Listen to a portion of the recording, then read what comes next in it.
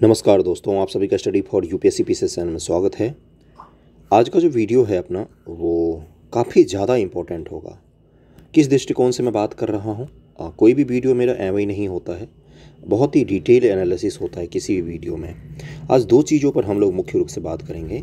पहला होगा कि जो लोग 69 बीपीएससी पहली बार फेस करने जा रहे हैं उनसे जुड़े हुए कुछ चीज़ों पर बात करेंगे हम लोग। अगर आप पहली बार बीपीएससी में अपीयर होने जा रहे हैं इस बार 69 बीपीएससी में 30 सितंबर को, तो आपसे जुड़ी हुई कुछ बातें होंगी। और दूसरा जो होगा वो बिहार स्पेशल से किस तरह के सवाल मेंस में एग्ज़ाम में पूछे जाते हैं और उसको लेकर किस तरह से करंट और बिहार को रिलेट करके पढ़ना चाहिए और किन टॉपिकों पर मुख्य रूप से फोकस करना चाहिए, उस चीज़ पर हम लोग बात करेंगे। तो यही दो चीज़ हमारे बात का हिस्सा होगा। आज हम इसी चीज़ पर डिस्कस करेंगे। वीडियो को अंत तक देखिएगा ज़रूर, ओके। और वीडियो को जहाँ भी संभव हो सके जो पढ़ने वाले लोग हों उनके साथ शेयर भी कीजिएगा। थोड़ा बहुत तो मदद हो ही जाएगा, किसी का किसी स्टूडेंट्स का भी हो जाएगा, मेरा भी हो जाएगा कि थोड़ा सा रीच बढ़ जाता है तो और भी अच्छे कंटेंट लेकर मैं आता हूँ। कल का वीडियो जो था जिसमें मैंने आंसर राइटिंग का वो बेसिक मंत्र दिया है ना, जिसको अगर आप अपनाएंगे ना, जिसने पहली बार भी आंसर राइटिंग की है ना, उसको भी एक पैटर्न में आ जाएगा कि किस प्रकार से लिखते का तरीका क्या बेस्ट होता है। तो पिछला वीडियो जाके ज़रूर देखिएगा। होता क्या है मैं बताता हूँ आपको।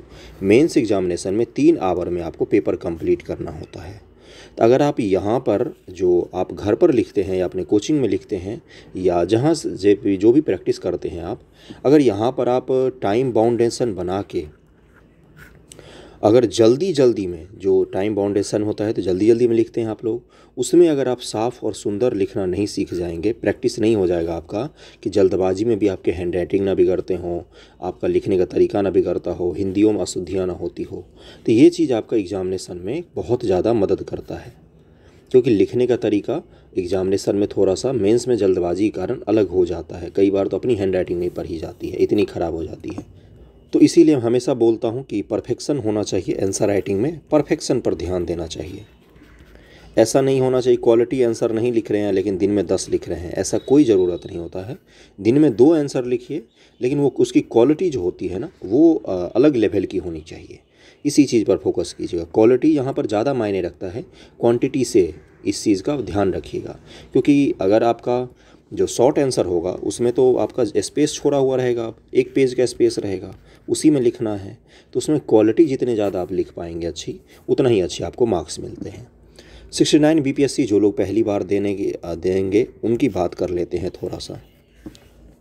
पहली बार अगर आप सिविल सर्विसेज फेस कर रहे हैं तो कुछ चीज़ों की दिक्कतें आती हैं। पहला हो जाता है दिक्कत कि ओवर कॉन्फिडेंस रहता है कि पहला रैंक से नीचे तो सोचते ही नहीं हैं। दूसरा चीज़ रहता है कि कुछ लोगों का बिल्कुल लो कॉन्फिडेंस रहता है। ये दोनों ही समस्या आती है। इस चीज़ का मत कीजिए। एक ही चीज़ याद रखिएगा जो भी पहली बार देने जा रहे हैं कि जो लोग पढ़ते हैं, मेहनत करते हैं, उनका ज़रूर सिलेक्शन होता है। बस यही चीज़ का एक स्ट्रेटजी से क्या क्या किस चीज़ पर ध्यान देना है। पहला सिलेबस कंप्लीट करना है। दूसरा उसको रिवाइज करना है सही सोर्स से।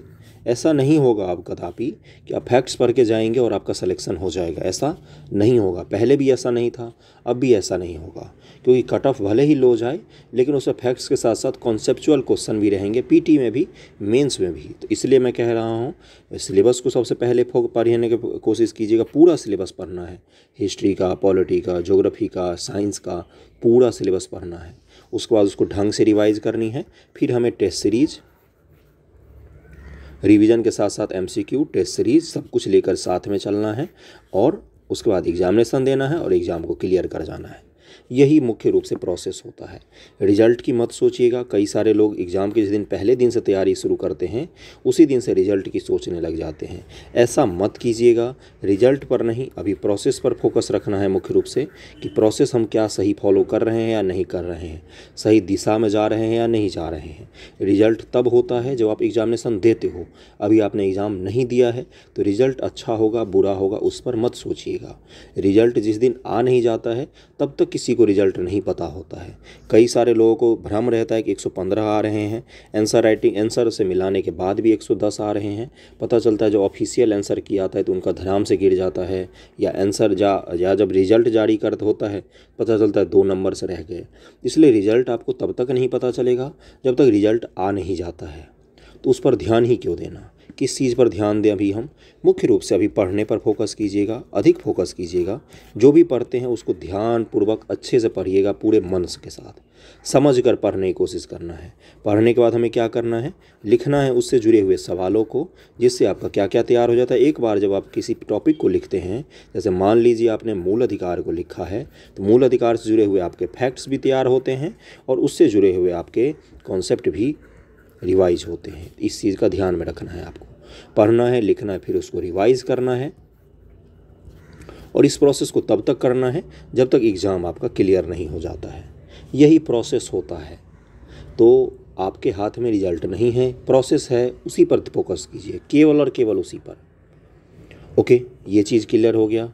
ओवर कॉन्फिडेंस नहीं होना है, लो कॉन्फिडेंस भी नहीं रखना है कि सबका हो जाएगा, मेरा होगा नहीं होगा, ऐसा कुछ भी नहीं। कई लोगों को लगता है कि उनका बैचलर डिग्री में बहुत अच्छा मार्क्स था, 12th में बहुत अच्छा मार्क्स था, तो सिविल सर्विसेज में भी बहुत अच्छे मार्क्स आएंगे। ये सब कुछ भ्रम होता है। कंपटीशन की दुनिया बिल्कुल अलग होती है, एकेडमिक की दुनिया बिल्कुल अलग होती है। बैचलर डिग्री बिल्कुल अलग होता है, कंपटीशन बिल्कुल अलग होता है। इस चीज़ पर ध्यान रखिएगा। कई सारे लोग, अगर आप नए नए हैं, किसी नए कोचिंग में जाते हैं या नई जगह हॉस्टल पीजी कहीं पर जाते हैं, वहाँ पर ज्ञान देने वाले बहुत सारे लोग मिलेंगे आपको। अनुभव से बता रहा हूँ, जो पहले से तैयारी कर रहे हैं वो बिठाएंगे आपको, आ जाओ भाई बैठो, ये डॉक्टर के जैसे पर्ची लिखेंगे कि इसको फॉलो करो, देखो मैंने किया है, मेरा हो गया, तुम्हारा भी हो जाएगा। मत कीजिएगा। अपनी स्ट्रेटजी खुद बनाइए एग्ज़ाम क्लियर करने की। अगर आप एग्ज़ाम क्लियर करने की स्ट्रेटजी नहीं बनाएंगे तो बिहार राज्य को चलाने की स्ट्रेटजी कैसे बनाएंगे? ओके, तो इसी चीज़ का ध्यान रखना है। जो लोग पहली बार दें वो बार बार मैसेज करते हैं, इसलिए मुझे बनाना पड़ा ये। अब आते हैं बिहार स्पेशल के सवालों पर। देखो गुरु, बिहार स्पेशल के लिए मैं बहुत सारे सवाल लाया हूँ आप लोगों के लिए, वो सारे मैं दिखाऊंगा और डिटेल एनालिसिस करेंगे, अंत तक देखना है बस। ओके, प्रीलियम एग्ज़ाम का अगर हम लोग बात करें बिहार स्पेशल के रिगार्डिंग, पीटी एग्ज़ाम में क्या होता है कि आपका करीब में 30 सवाल बिहार स्पेशल से रहते हैं करीब में। इसमें हिस्ट्री का पोर्शन भी रहता है, ज्योग्राफी का पोर्शन भी रहता है, इकोनॉमिक्स में बजट वगैरह का पोर्शन रहता है और आपका करंट से भी सवाल रहते हैं। करंट वगैरह को सबको मिला दे तो 40 के सवाल करीब में, 30 से 40 के बीच में सवाल जो हैं वो बिहार स्पेशल से बनते हैं, अगर सारे जीएस करंट को मिला दे तो। बाकी जो करीब में 100 सवाल होते हैं या 110 सवाल होते हैं वो आपका बिहार स्पेशल से अलग तरीके से आता है, दूसरे भाग से, मतलब जीएस से आता है, बिहार स्पेशल से नहीं आता है। इसकी तैयारी तो हम लोग पीटी एग्ज़ाम से पहले करेंगे, उसी से मैं बात करेंगे। आज हम लोग मुख्य रूप से बात कर रहे हैं कि जो लोग मेंस एग्जामिनेशन देने जा रहे हैं 68वीं या जो 69वीं देंगे, उनके लिए बिहार स्पेशल जो है वो किस प्रकार से मददगार हो सकता है। और इसकी बात खासियत एक और भी है कि इसमें काफ़ी कम पढ़ना होता है आपको और आप स्कोर अच्छा कर सकते हैं। किस पेपर में बात कर रहा हूँ मैं? GS1 और GS2 में दोनों की ही बात कर रहा हूँ। दोनों पेपर में ही एक निश्चित पैटर्न में अभी तक तो आया है। शॉर्ट आंसर आने के बाद सवालों की संख्या ज़्यादा भी हो सकती है, कम भी हो सकती है, लेकिन सवाल तो ज़रूर पूछे जाएंगे। 68वीं BPSC का मेंस तो एक जुआ है, उसमें जो सवाल आएंगे उसी के आधार पर 69 वगैरह का पता चलेगा एक कि गहराई क्या होगी सवालों की। लेकिन जहाँ तक अभी तक जो प्रश्न आए हैं उनको अगर हम ध्यानपूर्वक देखेंगे और नोट करना है आपको कि किस किस सब्जेक्ट के किस किस पोर्शन से सवाल पूछा गया है, इस चीज़ का ध्यान में रखिएगा। अभी मैं दिखाऊँगा आपको सवाल, आपको क्या करना है, नोट कर लेना है कि हिस्ट्री में कहाँ कहाँ से पूछे जाते हैं, इकोनॉमिक्स में क्या पूछा जाता है, ज्योग्राफी में कैसे पूछे जाते हैं, पॉलिटी में किस पोर्शन से पूछा जाता है, इसका डिटेल हम लोग एनालिसिस करने वाले हैं। ओके, चलिए देखते हैं पेपरों को। कौन कौन से पेपर देखेंगे हम लोग? 65वीं, 66वीं और 67वीं के पेपर को ध्यानपूर्वक देखेंगे, उससे एक पैटर्न निकालेंगे हम लोग। और जब पैटर्न उससे निकल जाएगा तो उसी पैटर्न पर आधारित हम लोग अपना तैयारी करेंगे। चलिए देखते हैं प्रश्नों को। ये देखना 65वीं, 66वीं, 67वीं, ये 67वीं का पेपर है। पहले GS1 का हिस्ट्री का सेक्शन है। ये कौन सा है? ये इतिहास का सेक्शन है। देखिए इसमें क्या लिखा हुआ है कि एक सवाल को पढ़िएगा। क्या लिखा हुआ है? 1857 से 1947 के मध्य बिहार और पाश्चात्य एवं तकनीकी शिक्षा। बिहार स्पेशल में कौन सा हिस्सा? वो भी शिक्षा का। और इससे जुड़े हुए सवाल इससे पहले भी पूछे गए हैं। ओके, एक प्रतिष्ठित राष्ट्रीय नायक रूप में गांधी जी के उदय के उत्तरदायी कारकों को आलोचनात्मक विश्लेषण कीजिए। इसमें बिहार स्पेशल तो नहीं है ये। 1942 के भारत छोड़ो आंदोलन पर एक निबंध लिखिए। क्या यह एक अनायास ही होने वाला आंदोलन था? पहले भारत छोड़ो आंदोलन से जुड़े हुए सवाल बिहार स्पेशल करके पूछे जाते थे, लेकिन इस बार उसको हटा दिया गया था। 67वीं में बिहार स्पेशल को हटा दिया गया था भारत छोड़ो आंदोलन से। मौर्यकालीन कला की प्रमुख विशेषता। मौर्यकालीन कला आपके सिलेबस में लिखा हुआ है। बिहार स्पेशल का दूसरा सवाल। बिहार स्पेशल का तीसरा सवाल संथाल, चंपारण, ये दोनों बिहार स्पेशल से ही पूछे गए हैं। वैसे इनको तो हम वैसे भी GS1 हिस्ट्री में पढ़ते ही हैं। अगर बिहार स्पेशल नहीं भी किसी ने पढ़ा हो तो भी चंपारण आंदोलन तो पढ़ेगा ही भारतीय स्वतंत्रता आंदोलन में, और संथाल विद्रोह भी पढ़ेगा। तो लेकिन यहाँ पर जब BPSC में इस सवाल को पूछा जाता है ना, तो बिहार के परिप्रेक्ष्य में आपको इसको ज़्यादा लिखना होता है। इस चीज़ का ध्यान में रखिएगा। ओके, तो ये दोनों सवाल हो गए आपके।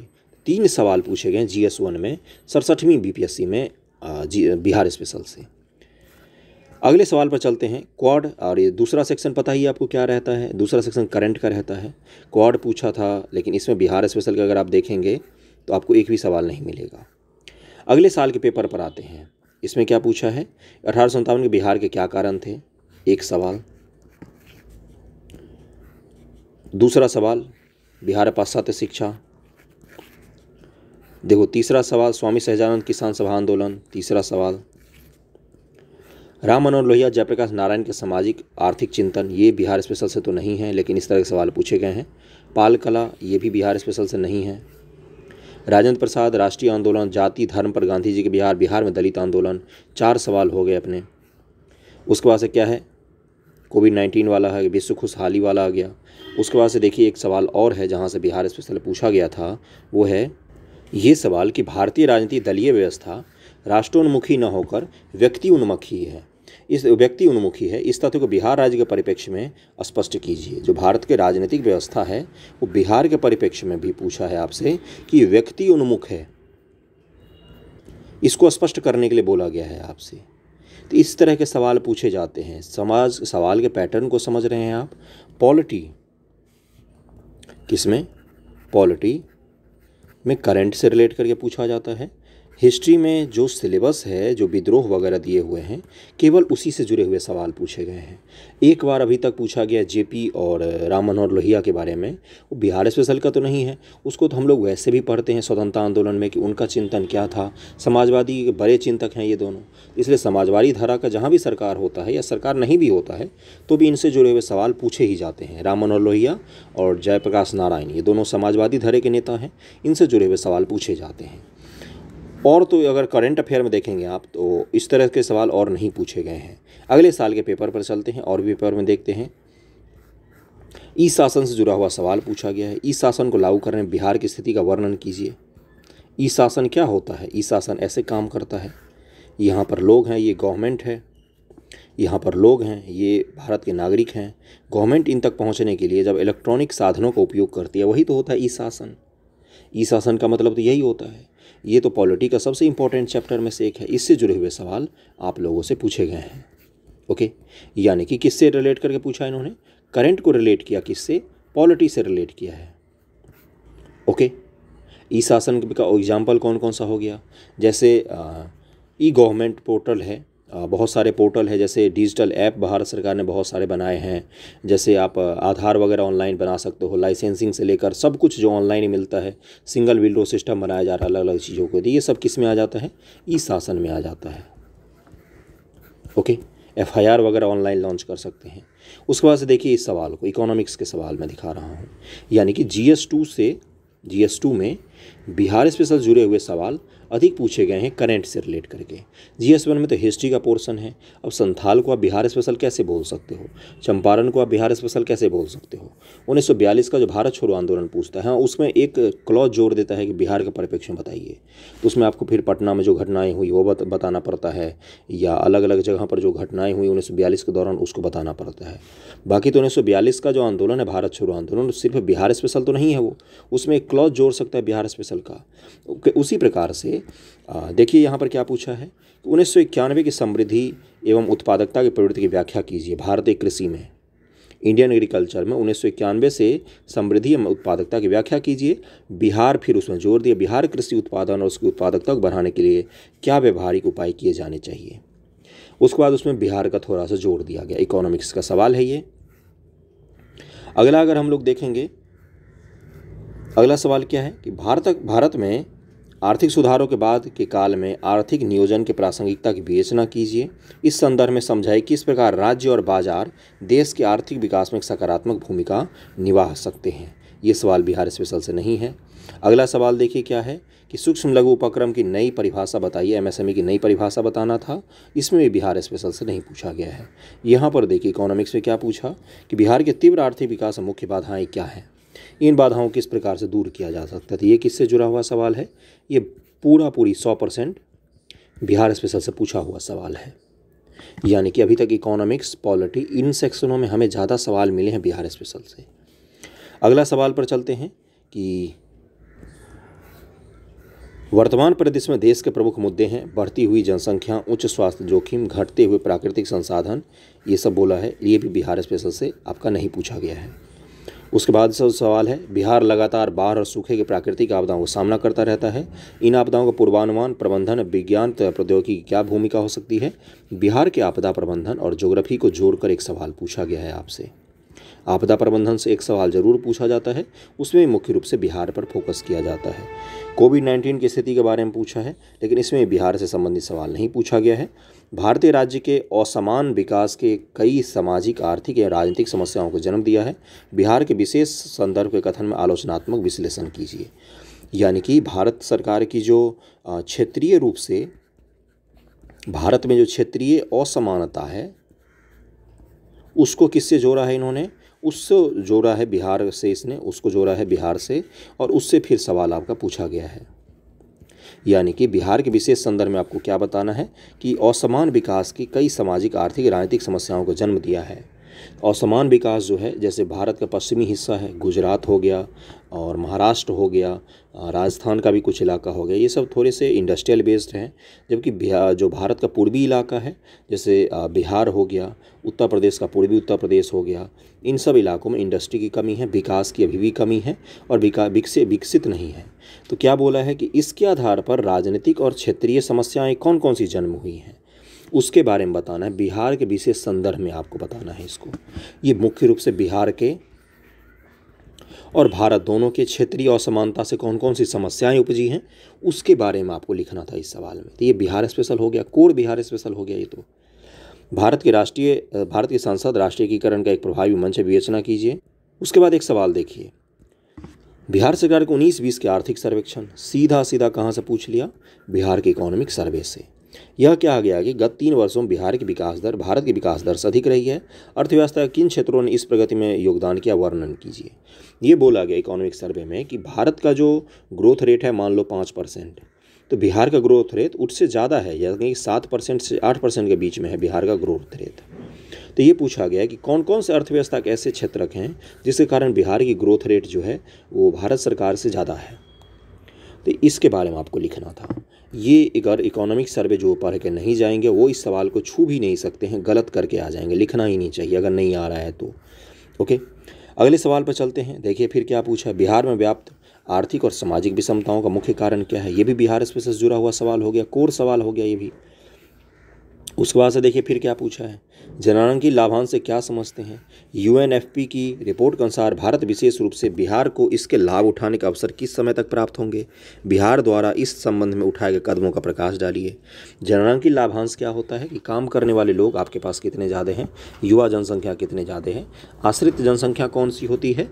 15 साल से नीचे की जनसंख्या और 65 वर्ष से ऊपर की जनसंख्या जो होती है आश्रित होती है, इनको सहारा चाहिए होता है। बाकी बीच में जो जनसंख्या होती है एज गैप की, वो कामकाजी जनसंख्या होती है, उनको काम करना पड़ता है। ओके, तो वही बोला है कि इसका कैसे हम लाभ उठा सकते हैं जननांकी लाभांश का।